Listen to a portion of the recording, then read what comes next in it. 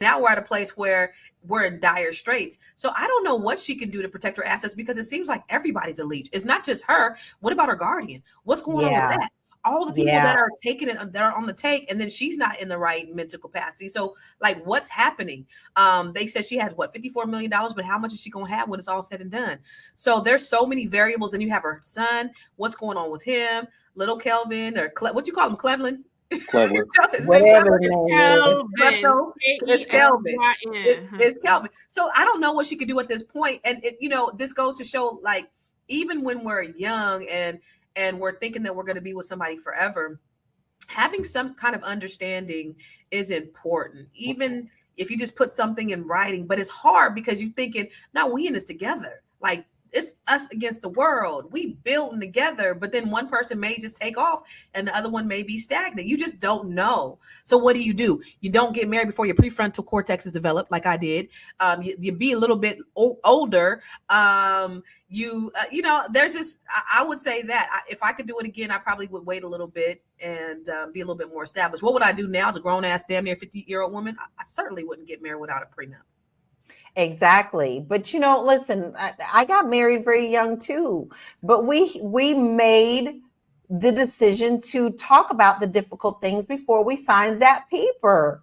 And that was very important for us to know that we were going to grow together and that it's okay to grow together. But, we didn't have anything beforehand. We had a half a packet of ramen noodles.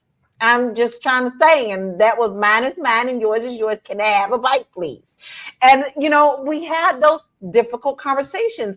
But listen, Deborah Will says, since Wendy Williams is a brand, she could have had a living trust and that protected her from conservatorship if you can't handle your own affairs. Listen, our wealth person here, Athena, what is your theory on why she didn't do that?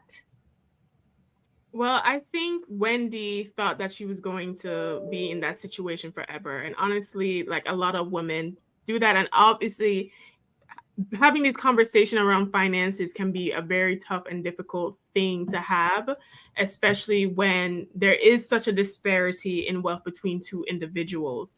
So a lot of people avoid that conversation in fear that the wedding or the relationship might not happen should you not have these conversations. Whether or not you are a man or a woman, I do think earlier on in the courtship that these conversations need to be had. I remember dating different individuals, and we would have the conversation around paying bills or how that whole thing would happen, even before getting into a relationship. Now, some of the dudes I don't left behind now because that was not a situation I was going to sign up for, how we did not align financially, right?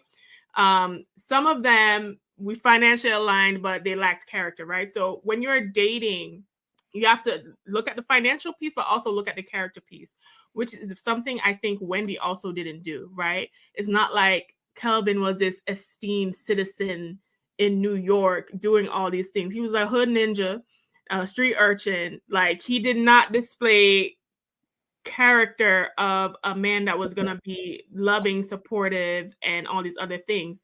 Even in a documentary with Wendy, she always referred to him like she like a street. She like the image, she like the energy, she like the swag.